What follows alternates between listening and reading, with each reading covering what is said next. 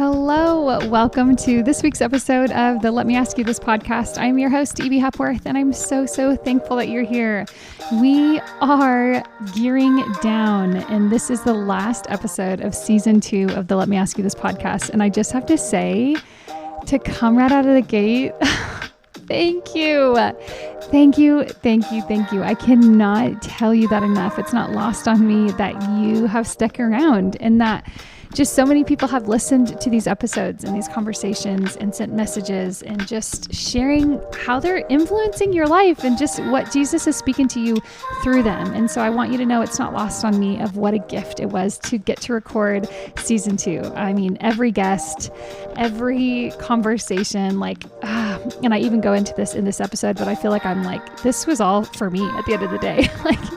In the sense of I learned so much about just this sweetness and the tenderness of God through these conversations. And so I'm like, dang, even if no one would have ever heard these conversations, I just feel so genuinely grateful because I have just learned and just, experienced a different side of who Jesus is through these conversations. And so thank you. It just means so much. And so as we close down the year of 2024 and we close down season 2, I just want to say thank you for sticking around here. And I'm so excited to get started on a season 3 after a little bit of a rest break and just really kind of taking a minute to walk with the Lord to see what does he want season 3 to look like. So as I always say, this is not my podcast, it's his, which sounds cheesy, but I really mean it. I mean, I truly just want his agenda and the conversations he's having to be had here. So in this conversation, I asked my best friend, Angel. I had such an amazing response of people listening to her episode. And she had the most amazing idea of what if we just wrapped up this season with interviewing you? What if I was the host and we interviewed you? And I was like, let's do it. That would be awesome. And so in classic Angel and Ebie fashion, we just clicked record with no plan. So this is just a conversation from the heart. And she just asked me questions about the last couple years and this season. And so without further ado, here is the last episode of season 2 of the Let Me Ask You This podcast. Can you hear me? I can hear you. Okay, guys, we had such a response. I don't think we have ever had a response quite like when you were on the podcast. I got so many DMs. It is the second most listened to episode. In a matter of days, it was the second, which means that people listen to it fast. People love Angel Murphy. I love the people. With your lint roller. So if you are listening to this in your car, if you're listening to this in your car and you just have the audio, I have a microphone I'm talking into. Angel's talking into a lint roller because she doesn't have a microphone. It's the vibe. For the vibe. This episode is reversed, and Angel is our host, and I am the guest. And so, do you want to welcome people to the Let Me Ask You This podcast? Everyone. Okay, Evie always starts her podcast. I listen to all of them. So she always starts her podcast with thank you for being here. You could be anywhere today, but you're choosing to be here. This is an especially fun episode because we are going to be learning more about Evie. I feel like you've had amazing guests on this season. And I remember when you first started, let me ask you this, the latest iteration of this podcast, because it's gone through kind of different phases. And I feel like you've had so many incredible people on. You've had people who are kind of pillars in their community. I was just going to say that. Yeah. And you've had them on and you've asked them such thoughtful questions. And so many times I'm like, okay, why is she asking that question? Because obviously you have your own life. Everybody who knows you knows that you are a passionate woman and a mom and a wife and a friend, and you do everything to the most extreme level. So when you're asking these really thoughtful questions, clearly they're coming from a place where you are genuinely curious, you want to learn. And I want to ask you questions now because I'm so curious about, over the last, it's been about 6 months since this podcast, maybe a little longer, 8 months since this podcast has launched. Yes. And I just want to hear how you've kind of taken the experiences from all the different episodes and how love that. How you've allowed them to kind of soil be the soil in your own life. So I love that. I'm so happy. I'm happy to be on your podcast today. I'm happy to keep holding this lint roller and not even be phased by it. Oh my gosh. I just want to echo everything you just said. I feel like I've been like, I can't even believe that all of these people have given me an hour of their life. And not only that, I can't believe I'm learning from all the things they're saying. Like every single episode I've walked away and I'm like, I can't believe I just got to have that conversation with these people. Like it really has been, if anything, all of these conversations have been for me selfishly of like, wow, I am really reaping the benefits of wars that you've fought and battles you've won. And now I get to sit here and learn from that. And it's just been like, oh my gosh, it's been so remarkable. And it's like the few DMs that will just trickle into my inbox of like this, especially your episode. People just, oh my gosh, you were such a gift to so many people. People just like this, what you said about this and what Angel said about this, or what Jamie or what Sammy, like all these different people. And they come in and they tell you how it's blessing you. You're like, wow, thank you, Lord. Like you knew that I needed that. Cause I'm on the back end. I don't have any help. I'm doing the whole thing by myself. I'm editing. I'm turning into this little podcast ninja girl. And I want to just say that is so much harder. It's so hard. It I is. am Googling my way through this. I don't know what I'm doing. It feels like a true offering every Thursday. When you have a newborn and then at 5:00 they call it the witching hour because you're like, I don't know if I'm going to make it another night. I feel like for me, that's every Thursday. I'm like, oh my gosh, my witching hour is here. Like, am I going to make it? And then someone will send something that they heard and I'm like, oh, it was worth it. So to everyone that's listening to this episode and all the episodes you've listened to building up to this, I just want to thank you because it really is like, wow. It's for a purpose. And when you tell us, when you are giving the feedback of what was blessing you in these episodes, that to me just, it's, oil to the fire. It like blesses me. Mm-hmm. That's so cool. And okay, so right now, give us, all the listeners, give us just a little glimpse because I feel like the last time, gosh, I don't even know the last time that you were interviewed. I mean, was it during Fearless Talk?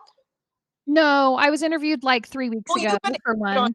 But on a podcast on mine, I have not been interviewed in, I don't know, 4 years, 3 or 4 years, like on my own podcast. Obviously I've been like had the honor of being a guest on other people. But typically when you're a guest on someone else's podcast, they say, sit down, we want to talk about joy, or sit down, we want to talk about obedience. It's typically a lane. So it's kind of fun to do an episode like this where it's just like, rapid fire, like questions. Well, the good thing is I have no questions written down. So everything that's rapid fire is going to be straight from the Lord. How I prefer it. Yes. I do too. Okay, so go ahead and give everybody kind of, should I use this? No, you don't need the lint roller. Yeah. I'm like thinking ahead of when you're going to use the clip and people are going to be like, that's but also I kind of feel like it's like, it feels better to hold something. So maybe I'll just hold it. You can totally hold it. So go ahead and just kind of tell people, where have you been in the last season? Like, I know that there's so much that has happened, but go ahead and kind of unpack what you feel comfortable sharing that has kind of led you to where you are today. Totally. So the very first episode of this podcast was with Zach, and it was titled Rest with like a million T's, because that is what the Lord has been unraveling in us. And I guess that you could say that was one episode where Zach kind of asked me a few questions about the season we were in.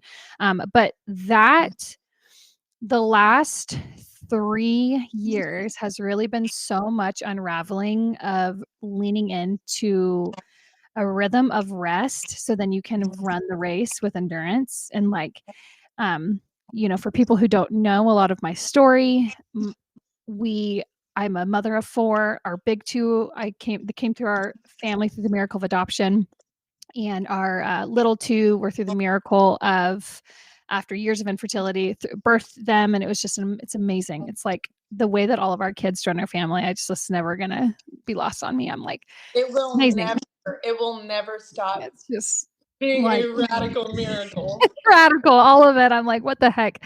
And to catch you up to speed, Our oldest son, Asa, was diagnosed with Duchenne muscular dystrophy 6 months after coming home from West Africa. And so the last 3 years has been a journey of us learning how to find rest in the middle of fighting a battle for life, literally, to save his life. We've been in a clinical trial that has been much more time, just totally taken a lot more of our time than we had originally anticipated. And so that looked like flying to Salt Lake for half the year, every single week, and then the other half of the year, every single month. And so there was just this invitation, and there's always an invitation in all seasons of chaos or peace. And it doesn't matter if you have kids, it doesn't matter what job you have, it doesn't matter literally anything. There is equal opportunity for both, either chaos or peace. And there had been so many seasons leading up to these past 3 years that I have actively chosen chaos, just in the way that I lean into the Lord, the way that I have quiet time, the way that I eat, the way that I steward my body, the way that I steward my free time, the way that I steward my hand with a phone. Just there had been so many choices that I had chosen that leads to chaos. And the last 3 years, there's that famous James Bond quote that's like, "I felt like a kite in the storm." I feel like that's the best way to explain. I'm like, my life was a kite in the storm, in the hurricane, just absolute zero anchor. And so the last 3 years was really the Lord establishing a deep anchor of rest in our life in the middle of a really, really hard battle. And so, I've always been a woman of many words I've always been in quote ministry. My background is anti-human trafficking ministry, missions. And so it was a season of really establishing just like coming back to that place of identity with the Lord of like, you are not what you do. You are not who you know. You are not the gifts you have. You are not the friends you have. You are not like, it's just like at some point when you're walking with the Lord, you kind of think that those conversations kind of leave your quiet time. And that came right back to the forefront of my mind and my spirit. And the Lord was just really, really re-securing an identity, and just that I rest in Him. I rest in the resurrection of what He died and raised from dead for. Like, I rest in Christ, and like it was back to the square one. And so like I said, I've always had a gift and a heart to write. I love words. I love what generals of the faith who have written books that how they have helped me give language for pain and healing and grief and joy and family and motherhood and all the things. And I've felt a similar invitation to with words. And so these last 3 years have been learning how to write and share from, and Beth Moore says it beautifully, write from a scar versus a gaping wound. And it has just been sprinting after That healing. Isn't that good? that is so good. And you can tell when people share from a bleeding wound, and I have done it. So you know what it feels like and you know what it sounds like, right? Yeah. And, the Lord was like, "No more writing from this gaping open heart surgery that you've just put a Band-Aid over. Like this, we are addressing this thing. Some generational things, some trauma from battles, some marriage things, some deep heart things, some body things, getting my body back in, like, it's just like every single part of the pie of my life, the Lord was like, "We're starting from scratch, babe. Like, this is worth your entire life. Like, nothing outside of like, really coming back to the basics of who you are in me is everything." And, it's not even a question of Jesus being your number one. It's Jesus being the center.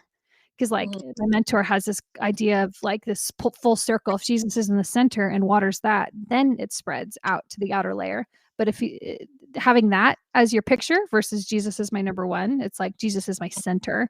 And when He's watering that, then it bleeds into every single other area of our life. So yeah, I mean, gosh, I just feel like there's just been this crazy invitation to just press into deep wholeness and abide unlike ever before, and just yeah, rediscover who He is so then I know who I am.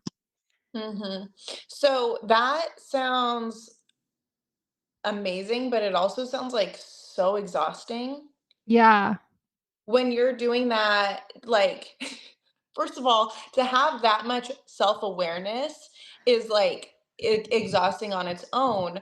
Was it do you feel like it's something that just, like, kind of came out, like, in this really gracious and, like, just a really gracious invitation from the Lord, and it all kind of happened really naturally? Or do you feel like just practically you were like, "I need to, like, be very, like, mindful of what I'm doing, and I need to, like, cut these things and repair these things," or, like, kinda just walk people through practically? Because knowing you, obviously, I've been away for 3 years, but knowing you, I saw a huge shift just Well, in you how you. know me, yeah, you know me better than anyone. So you even from afar, you would be able to see a difference in pace, right?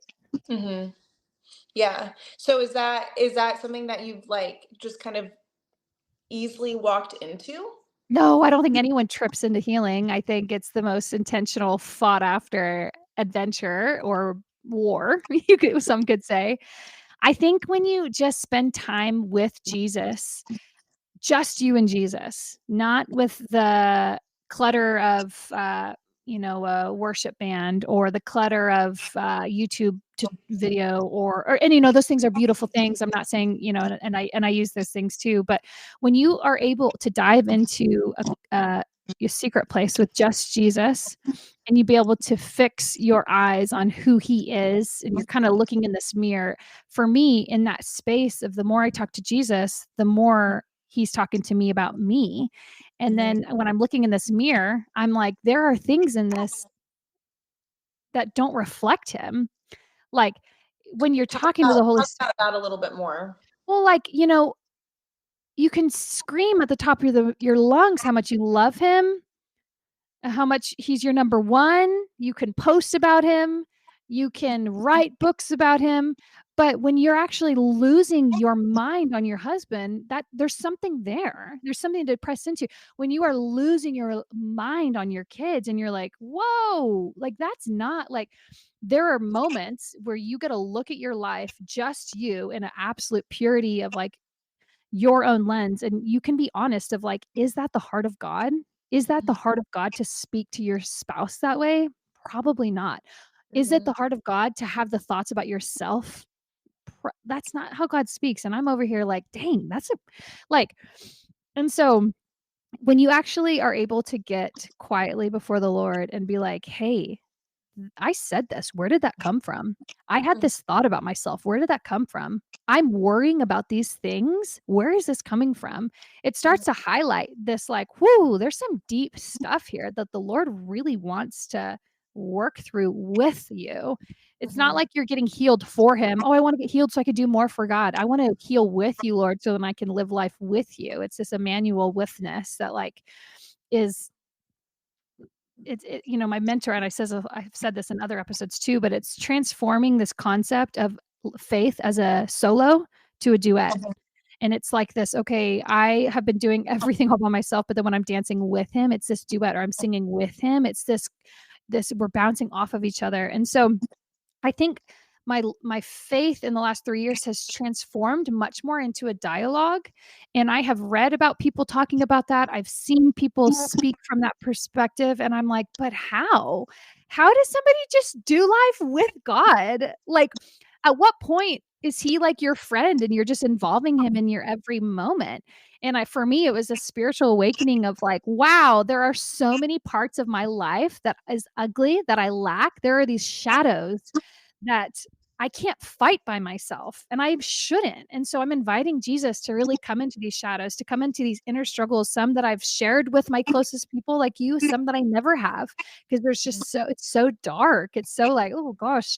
And so um I love that, and I don't mean to cut you off, but I yeah, just wanna say, like, the shadowy places, to me, I mean, in my own personal life, I have been like, the shadows are, like, the only like, why not be in the shadows? There's nobody else out here in the open daylight, so why it's very not be in. safe. Yeah. It's there's I a should point say it where gives the perception of safety, but it's not. it gives this perception of safety, and it makes you feel like it's it makes you kind of, wonder like, "Oh, could I keep staying here? Like, I don't need to go out there." And it truly isolates you. There's no So risk involved. Yeah. And let's just take that back. Like, is that not the response of the fall? To go into the shadows and, like, conceal yourself so then you're not seen? The very first thing after that happens that God says to Adam and Eve is, "Where are you?" And I cannot tell you, and also in, like, 3 of the 4 gospels, the first time that you see red letters in the gospels, it's a question. And so I think there's this invitation when we come into the shadow moments of life and we are like, and honestly, hiding feels comfortable and it's easy and there's no risk. And, our pastor says you spell faith RISK, and shadows have this weird way of camouflaging themselves as allies. And it's just like, oh, and it's this weird thing where it becomes your friend. And then you only can feed it through isolation. And it's just this restoration and ecosystem of hiddenness, and hiddenness in the Lord is the greatest gift, and it's the only way to prepare for like true. I mean, look at the life of Jesus, but then hiddenness in the shadows, it's game over. The enemy is going to just absolutely breed lies and breed. And so when you expose those shadows for what they are, and when you actually get into the position in Christ where you are able to answer the questions that he's been asking since Eden, where are you, Elizabeth? Where are you, Angel? Where are you?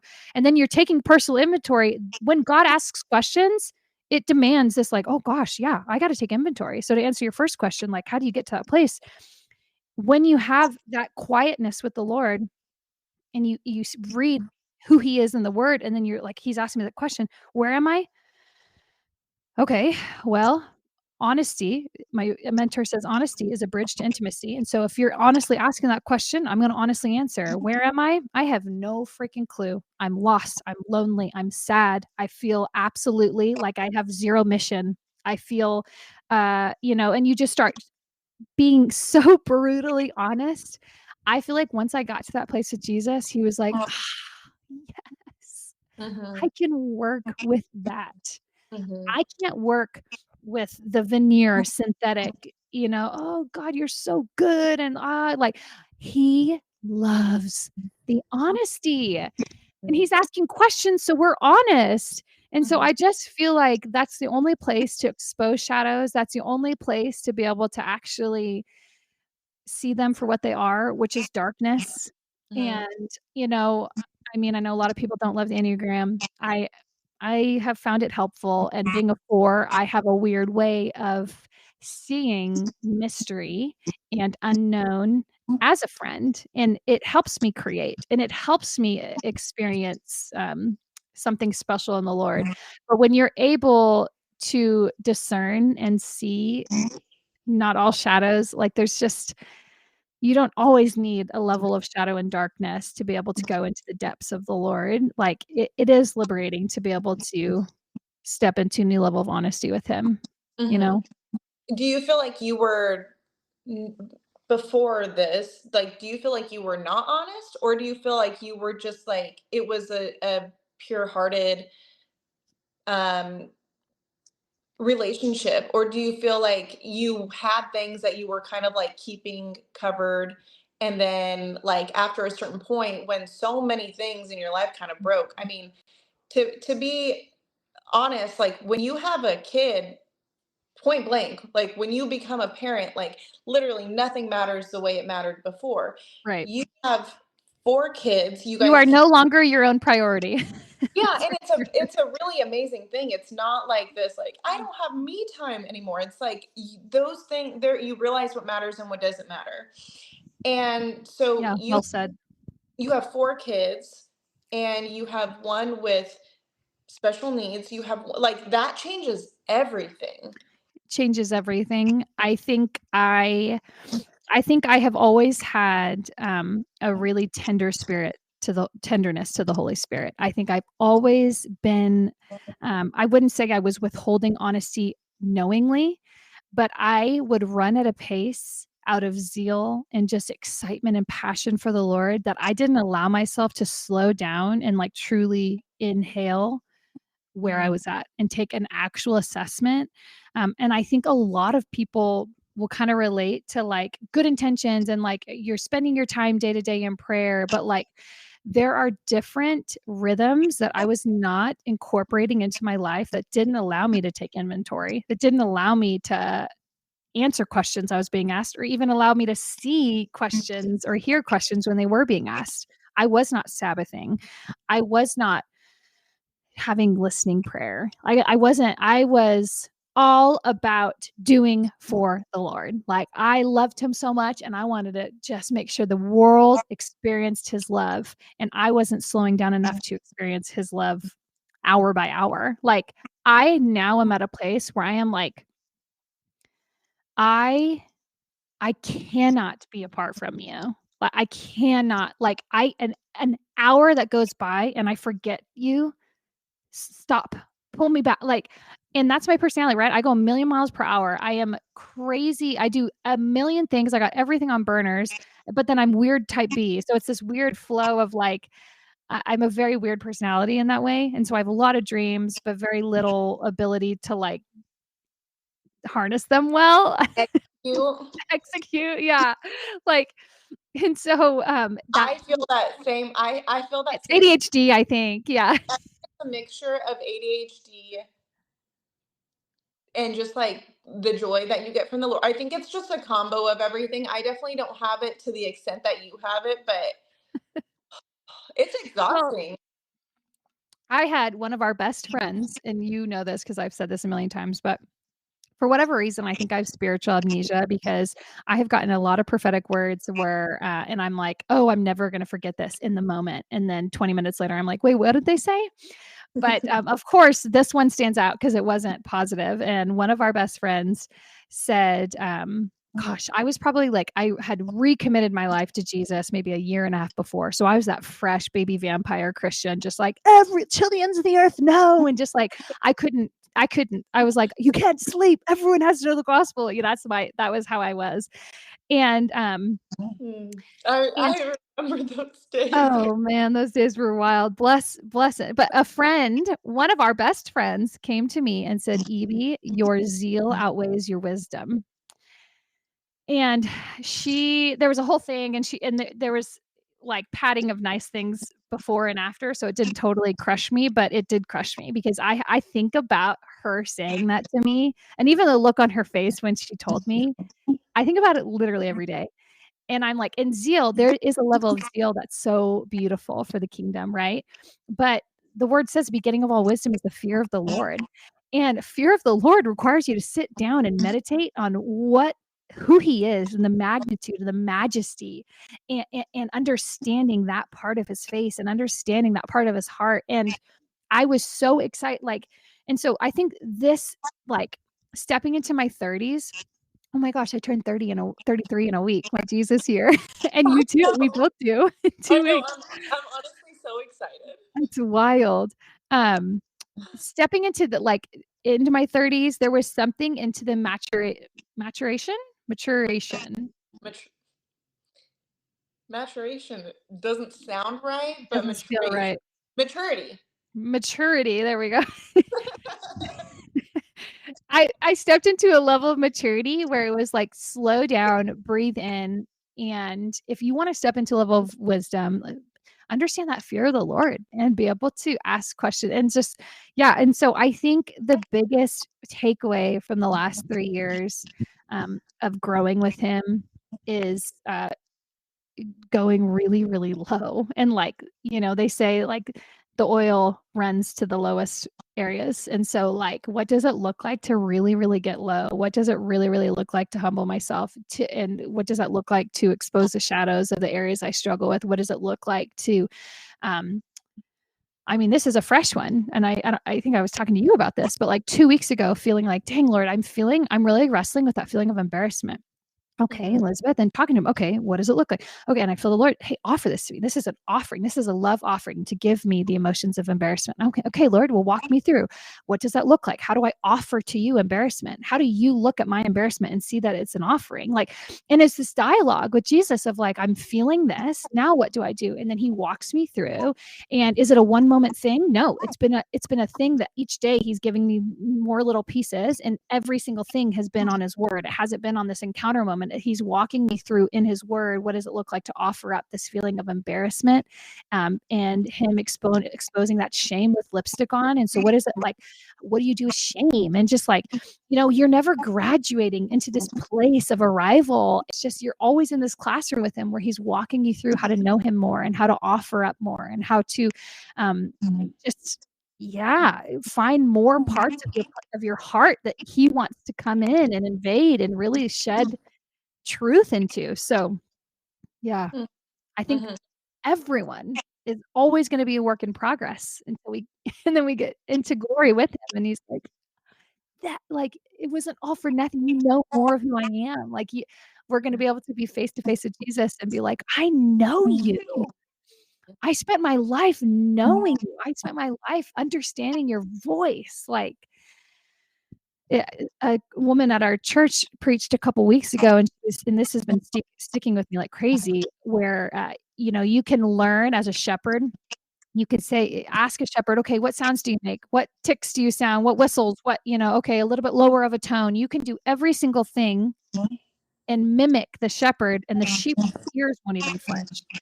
But then the second that the actual shepherd talks, all the sheep instantly turn. It's because they're trained to only know their actual shepherd's voice, and it's just this beautiful growth of stepping into that, of knowing the counterfeit, knowing when other things, and then being like, "Oh, that's my shepherd. I know that voice. I know Mhm. that, and I know that's truth." And, yeah, that's what the journey I've been on of knowing that Mhm. voice. Mhm. Do you feel like you've seen, like, fruit from that? Oh my gosh, yes. In I my know the answer marriage. to that, but I just want Yes. to hear you explain it. Oh, I would say the biggest relationship that I've seen that fruit in is my marriage. I mean, we just celebrated 10 years last month, and my marriage to me is the greatest trophy of grace in my life. I think the first 6.5 years of my marriage was, um, so unbelievably hard. So hard. It was so hard for a lot of reasons. We, have weathered a lot of storms that people just shouldn't have to weather together, and so that, we let the storms harden us. They didn't soften us. For me, so much of who Zach was, I saw what needed to be changed in him, and I was just like, rather than like analyzing and taking inventory of my own heart, right? And so, um and just lack of mentorship and discipleship and gosh, own personal I mean, I would say my own personal healing, Zach's own personal healing, us separately going to counseling and really running after those wounds and doing the hard heart work Mhm. has absolutely transformed our marriage, which is obviously bleeds into everything. Like, it's pretty crazy to me when your marriage and that special relationship feels so rocky that Mhm. it instantly strips you of wanting to dream in other areas. Like, you instantly like, "Nope, I don't wanna do it. Nope." And you just discount, disqualify. You have 0 passion, 0 vision, and it's because that relationship is important. Like, it really sets the temperature and the atmosphere for a majority of your life. And Mhm. so doing the hard work of my own heart and then doing the hard work of our marriage, like really allowing the Lord to restore it and have it walk in healing and wholeness has catapulted our family. It has catapulted, giftings, doors opening. I mean, oh Mhm. my gosh, God cares about the heart of you and the heart of your relationship so much. Mhm. Did you ever feel like all the because you guys really have gone through a lot of things that some of which, like, were, I wouldn't say, like, you shouldn't have gone through them. Like the Lord, invited you to go through so much of them, like being missionaries your first couple years, and having like a fully remind me of what it was called, what, like donor-based income.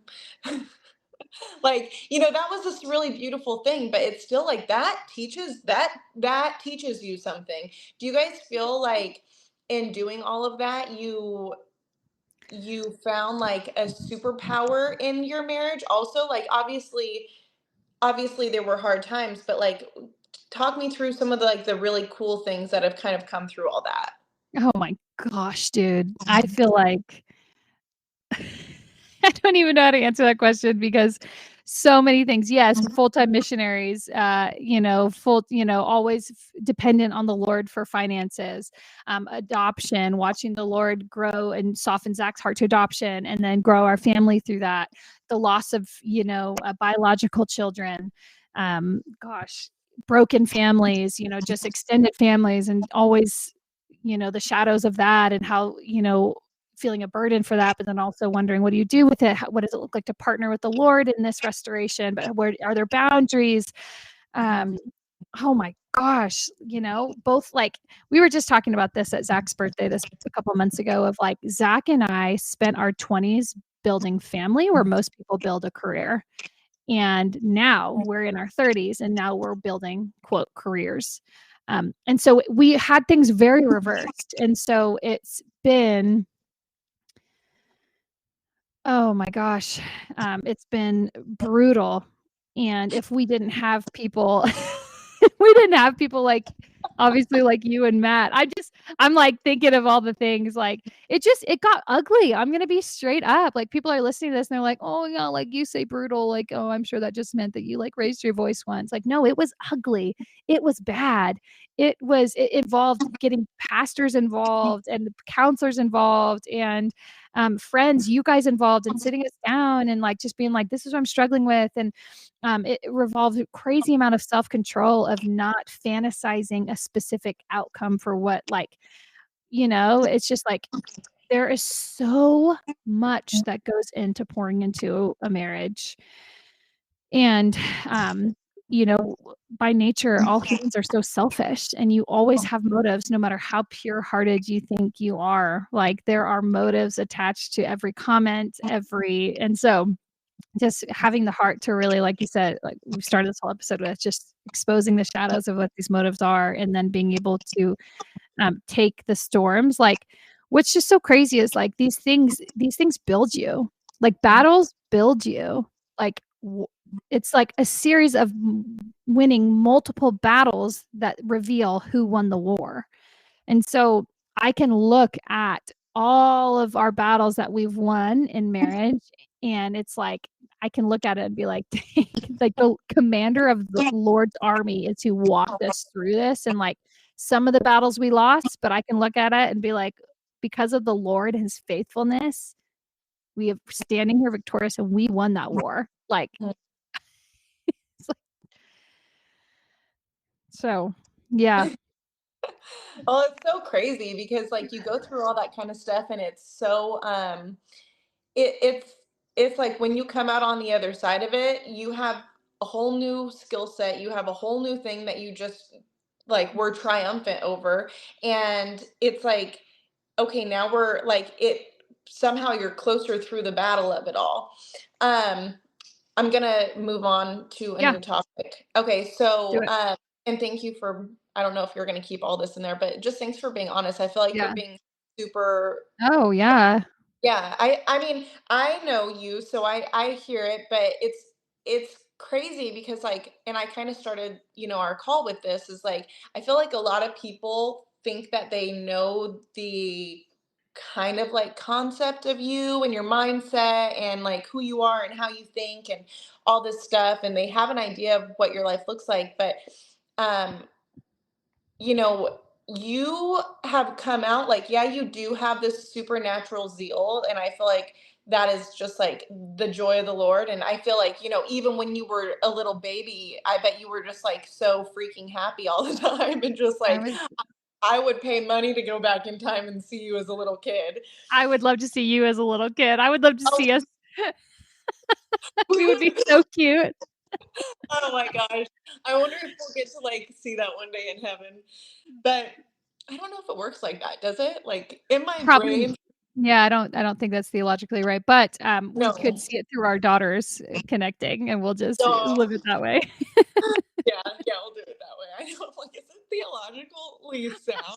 Like, imagine a play date with myself as a 5-year-old with Evie as a I 5-year-old. mean, listen, I haven't been to heaven yet, so we don't know, but I I don't think it know. works that way. I'm constantly finding out new things about heaven where I'm like, wait, really? I know, heaven's wild.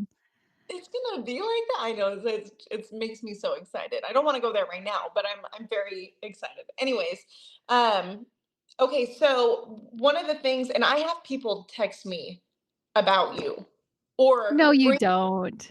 Yes, I do. Yes, But my I don't believe you. and okay. Well, I'll give you one that you believe. My family is obsessed with you. Why I'm obsessed with your family. So Everybody always asks about you, I'm and obsessed with your family, specifically your grandma. But yeah. yeah, me too. Talk to me a little bit about like, you put a lot of stuff out on social media over the last not so much over the last 3 years, but a Yeah, lot. always. Yeah. Yeah. What like do you feel, especially as a 4, one of the hardest things for a 4 is being misunderstood.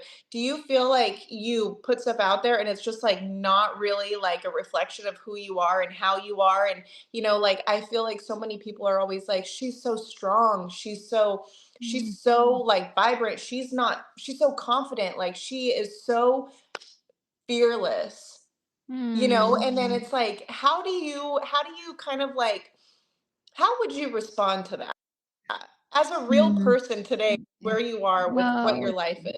good gosh. Um, I would say I think, perception over the internet is pretty crazy because when I think of just recently, someone was like, if you could recommend one book outside of the Bible, what book would you recommend? And I'm like, hands down, no questions asked, as long as I can remember what I would say would be Hind's Feet on High Places. And the reason for that is because I am the main character, Much Afraid. That's her name, Much Afraid. And it takes the whole concept of the book is, Much Afraid, goes with the shepherd on this journey to the top of the mountain, and the only two friends that can accompany her to get her to actually have the resilience to get to the top of the mountain that she's made to be on top of is sorrow and suffering.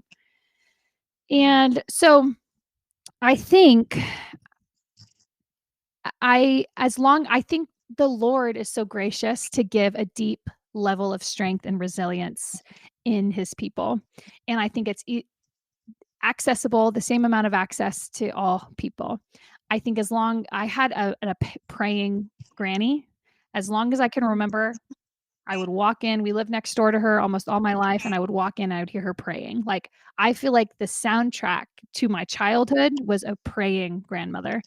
And so I think that the prayers of people that have gone before you, it does something. It's very significant. It's not just fluffy words that go out in outer space and maybe hit like the sound bar, like the barrier of heaven. Like it's an actual partnership. So I think the grace of strength is fruit of a praying grandmother.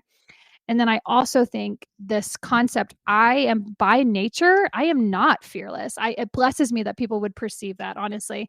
I think I have a gift of being able to see sorrow and suffering as these companions that are going to journey with me and with the shepherd for me to be able to have endurance, for me to be able to.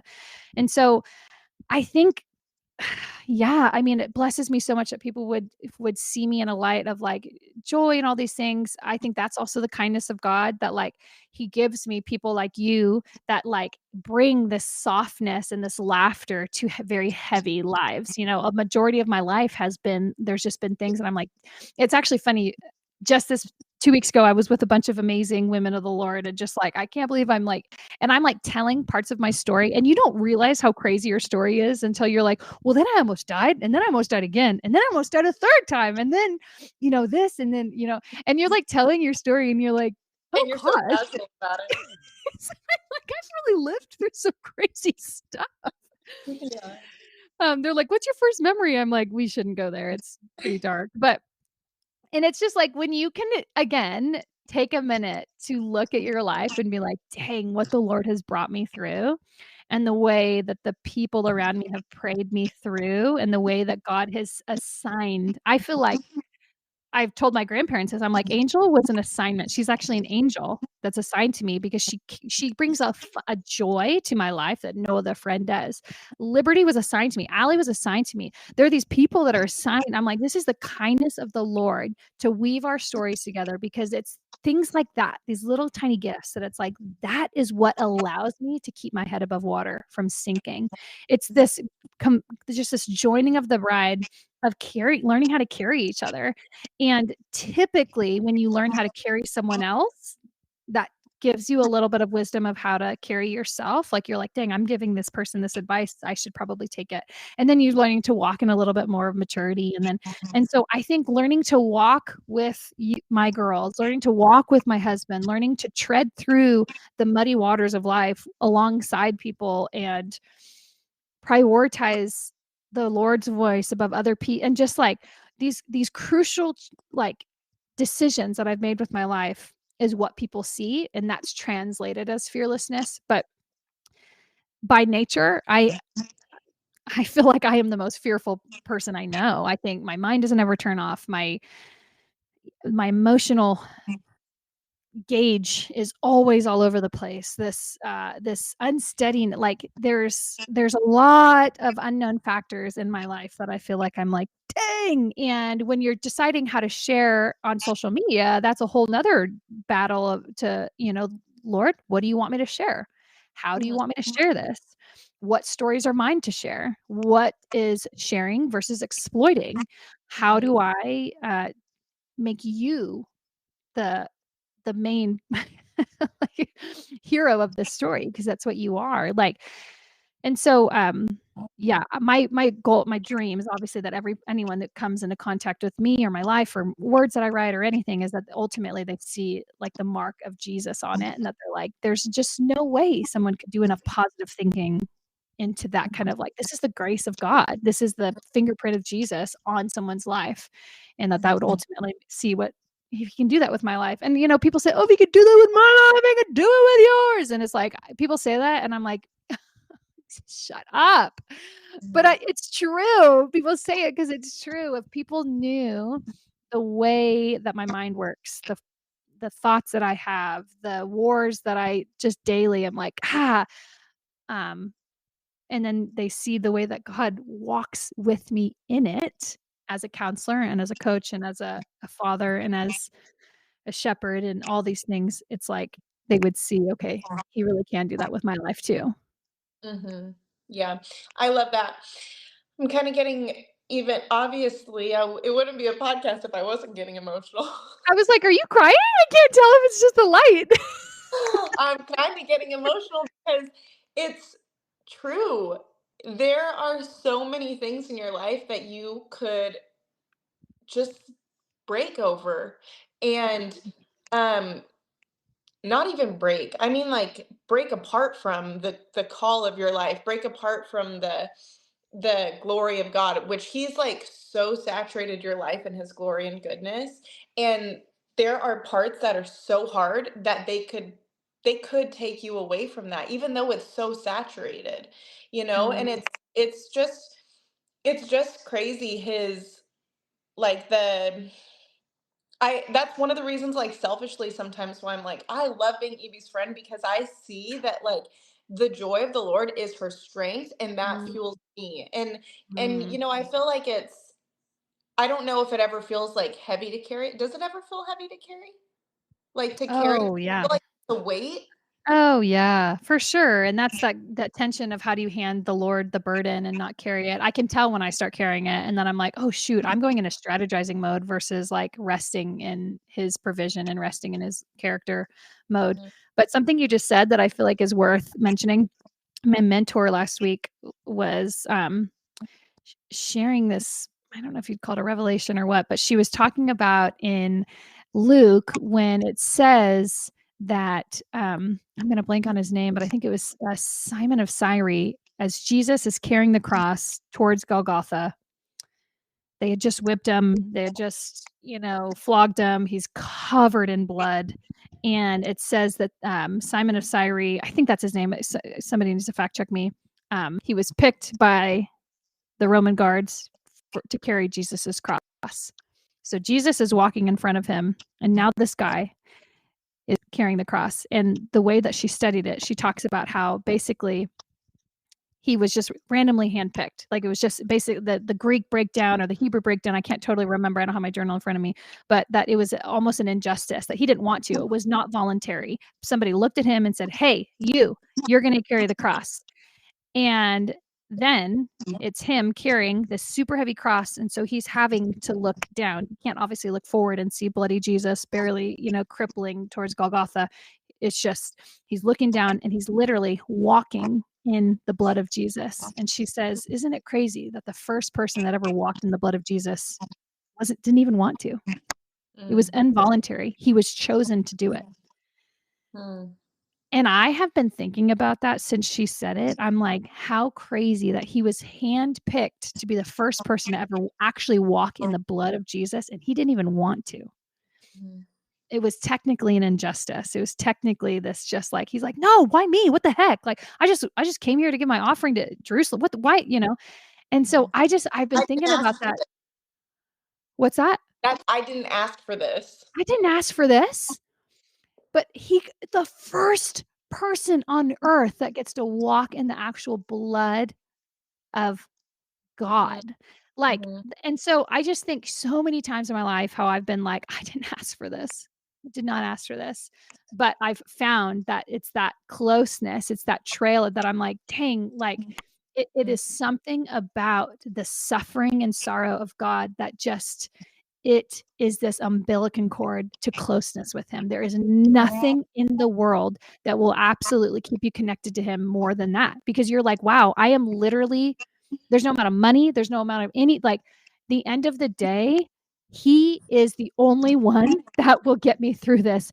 No mental illness battle, no infertility, no family drama, no, not like, holy moly, like, God, you are the hope. You are the reward. You are okay.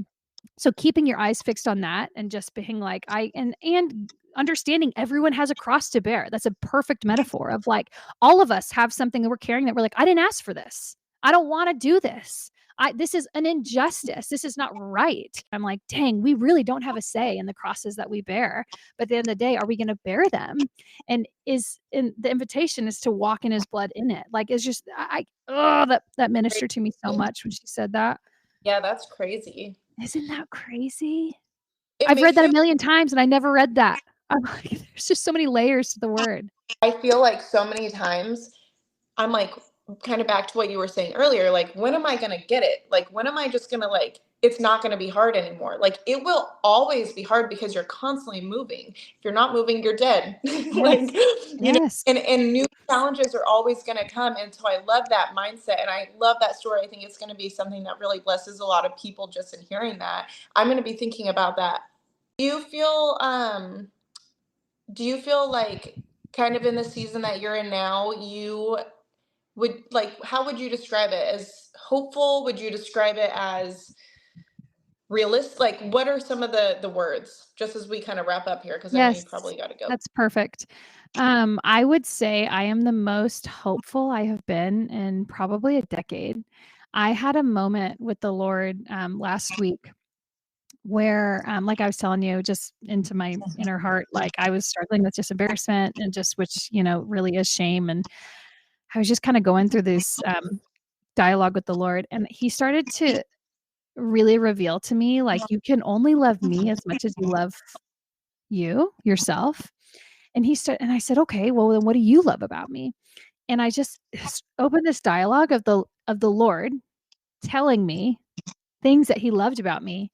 And I was like, whoa, I really love that too. I really love that about me. Like, and I wrote it down because I'm like, I don't want to forget this. This is so important, which people need to hear. And Voskamp always says this, that your pen is your sword. So, and then Martin Luther has this quote that's like, the devil like trembles when he sees the people of God using a pen or something. I can't remember the exact quote, but there's something about writing things down. And I think some people think it's this whimsical fantasy. God doesn't speak to me. If I asked God what he actually thought about me and then I heard something, how do I actually know it's God? And it's like, if it's this character and this tone of love, you can rest assured that it's him. Like, Yeah. and so I just started going through this thing of God, he loves this about me. He loves this about me. And so there's this inner journey of learning how to love yourself and not obsess with yourself, not in vain of yourself. I know that too. I know that that's a counterfeit, attempt at trying to love yourself but yeah, I just think there's this invitation of learning how to really, really discover who you are and then ask the Lord, like, what he loves about you, how he made you the way he did. And then you're like, wow, this is actually like a deep relationship. Like, he's like my friend. Like, he knows me and he's revealing to me things that he knows about me. And then in that, I get to discover those things. And that's where confidence is going to come. That's where a deep well of joy is going to start to be dug. That's where things are like, you're just going to have a little bit more revelation of, the thoughts that he has about you, where you're like, wow, Because he's your creator. because he's your critter. He knows everything. Just like a little practical kind of way that I've kind of like helped myself be with the Lord is I've just been like writing my prayers down every day, and So good. I feel like it's kind of like it's so crazy. You're saying paper doesn't forget. I mean, that's the one that you know what That's I'm a great saying. quote. I love that quote. Yeah, it's Yeah. great. Well, yeah, I didn't come up with it, but it's just like it's crazy to like look back and read the prayers that I wrote, because I'm seeing in moments where I was like scared and overwhelmed and anxious, and I'm seeing how then, like, just in the same sentence, literally the same sentence, God starts bringing revelation. Mhm. And by the end of the prayer, it's like, okay, maybe not every problem is solved, but it's like I kind of reverse engineered this anxiety. I Yeah, see it written out, and I did it with you. And so now I can kind of go about the next step. Oh, for sure. that's really, Now I really can good. kind of go, Yeah. yeah, I feel like it's I don't know if I anyone feel listening needs to hear this, and I don't know if you've struggled with this, but for a long time, I was like, oh, you don't want to write certain things down or even say things out loud because you're going to give power to them. Because there's that narrative that some dialects of faith would be like, no, you're giving power. And the other thing is that I had a lot of shame about my deep, deep fears and thoughts, that I was so afraid that someone was going to read my journal. Did you ever feel that? And I'm like, oh, if my kids read my honest thoughts, or if my husband were to sneak into, I don't know, and then the Lord's like, wow, you're so afraid of the shadows and the exposure that if someone saw the real you, you'd be unlovable. And that is what is helpful, is that when you can actually acknowledge the deep seated fears, and I've done this, I do this actually often, where I will write my fear and then I'll say with a question, what do you say about this? And an example of a reoccurring fear that I've always struggled with, that I'll always have a financial need that's not met, that I'll always feel like an orphan financially, just as long as I can remember feeling like there's something that and so I write that one often, this lack. And I say, Jesus, what do you say about this? And then he says, well, what does my word say? I own 1,000 cattle on a hill. I that he even the birds will be met, their needs will be met, like, and it changes this dialogue of, it's not this genie experience of I want this and this is final. It's that at the end of the day, he's gonna provide what he knows I need. He knows every need. And so it might not come in the form of a blank check or this, silly American concept of how so many of us fantasize about provision, but it'll be, are your stomachs full? Do your kids have clothes? Are like, and then sometimes these gifts of surprise trips or different gifts and blessings will come and you're like, wow, I didn't need that. But in the kindness of the Lord, like he provided. And so I just think when you are able to shoot straight with yourself and not have this fear that your kids or your person or anyone's going to read it. I mean, I've had mentors say, burn it then. If you're so afraid of being honest, then write everything out, your journal, and then burn it if you're really that afraid. I am like, no, someday this is a trophy of what God's brought me through. And I want my kids to be like, dang, she wrestled with God all her life and still like stood with him. And so I've come to a place where I'm like, no, this is, I want to give my kids the inheritance of brutal honesty with Jesus and see that it does nothing but beautiful fruit in your life. But also, it's taken me a long time to get to that place because I had so much shame of exposing my actual thoughts. In my life, being out here and being lonely out here in Nashville for the last 3 years, not having hardly any community at all. You asked this question on your podcast recently to somebody else, like, what do you do if like you don't have community, or what do you do if like you don't have, these things in place, like these kind of like safe lifelines to connect to the Lord. And I forget who it was. Brenna Blaine. But was Brenna, it? yeah. Yeah, I loved her Yeah, episode. she's so powerful. So powerful. But they said something like, he will always meet you there. Yeah. So when it doesn't matter, and this just kind of ties back to the beginning, like, be with God, be honest. Nobody else pretending to like have it all together for the sake of like, what if this person reads my journal one day?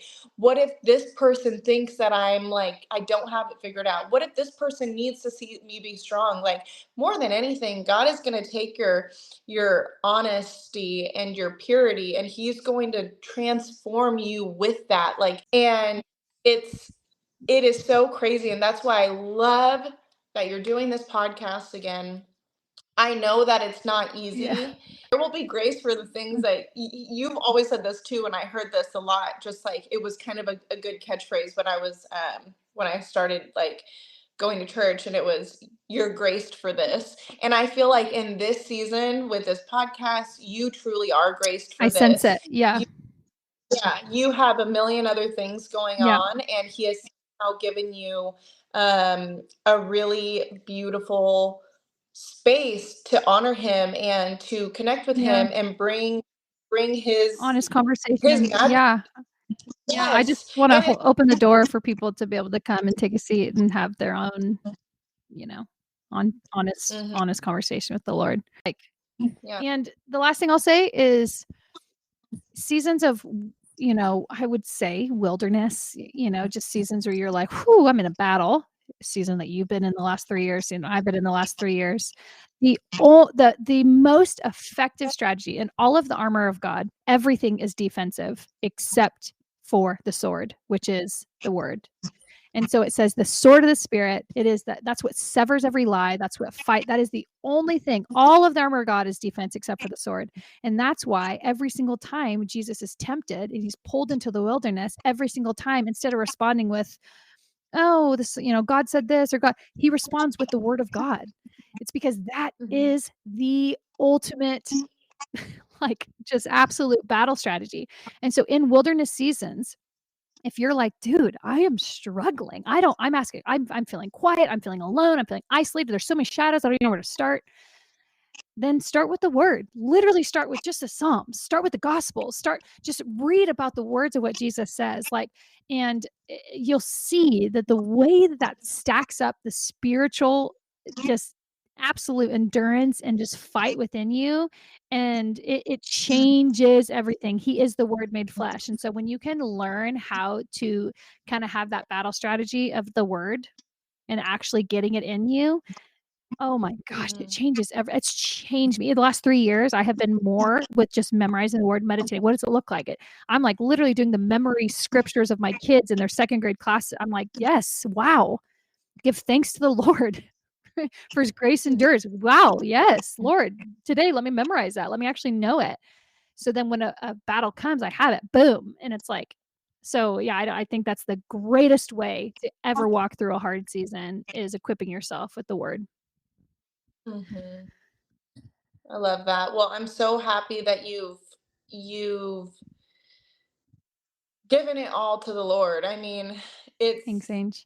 it really is a testament of what it looks like to just trust him to come Are you through. crying again? You know? Oh. No, almost. Well, I couldn't do it without you. What would I do without you? You I'm so happy that we are each other's, like, in each just other's bleed lives on because you. Yeah. it's such a gift, Such and a gift. I'm happy too that people feel inspired and just, like, joyful when they hear us talk about the Yes. Lord. I feel like, something that I don't think either of us take No, lightly, I mean, think of and, uh the in this Gospels when the friends were so committed to their friend that they removed the roof and lowered them to the presence of Jesus. And how many times have we done that for each other? Like, and I just think like it's that like that's why that Christian meme that goes around is like it matters who you're around because it's like, are they going to lower you to the presence of God? Are they going to prioritize your need? I just think about those friends and they had needs too. Surely they knew a cousin that needed healing. Surely they needed healing. Surely they had financial need. Surely. But they were like, no, I know that this girl needs him more than me. And so down he goes. I just imagine a straw in the wood. Like it's just the actual intentionality of those friends to lower their friend in the presence of Jesus. I mean, you have done that for me over decades. Like it's changed me. And so when you have those people, oh, so good.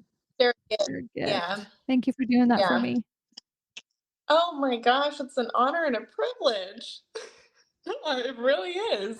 It really, really is, and I'm so happy that I could sit here and ask you questions. Life is hard. There's a lot of So darkness hard. right now Yeah. in the world, and you have made a space with this. You've been obedient to the Lord asking you to glorify Him even in just, like, an hour, and it's like you are using the tools that you have and the skills that you have, even though you're not, like, some tech savvy, like, engineering genius, and you're getting it out there to Yeah. people. So Thank you. so happy that you are. I love being on the podcast. It is my favorite thing. Oh my gosh, I can't believe we're done. Season 2 in the books. Well, that's a wrap.